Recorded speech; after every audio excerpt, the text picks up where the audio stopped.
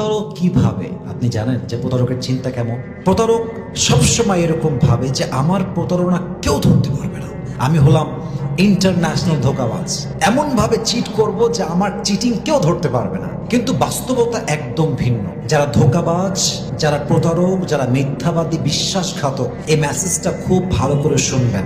আল্লাহ একদিন না একদিন বিশ্বাসযোগ্য যে নয়, যে বিশ্বাসঘাতক প্রতারক, তার চেহারা, তার মুখোশধারী চেহারা, তার চরিত্র সমাজের সামনে প্রকাশ করে দেয় একজন। বলেন সবাই, তিনি কে? আসলে কি জানেন, আল্লাহ যখন দেখে যে আমার অমুক বান্দা honest, is a loyal person, এবং সে কারোর সাথে চিট করে না, সে সত্যিকার অর্থে একজন বিশ্বস্ত মানুষ।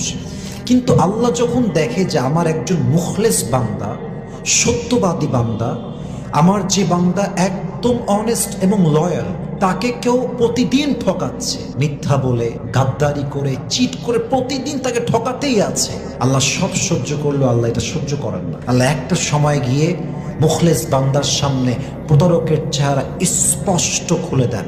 এবং আপনি দেখবেন, যখন আপনার সঙ্গে আপনার সবচেয়ে কাছের মানুষ বেঈমানি করবে, তার এমন এমন বিষয়গুলো আপনার সামনে প্রকাশিত হবে যে আপনি কল্পনাই করতে পারবেন না যে এই মানুষটা এত বড় বিশ্বাসঘাতক। আপনি জাস্ট ইমাজিন করতে পারবেন না যে এই মানুষটা এত বড় চিটার।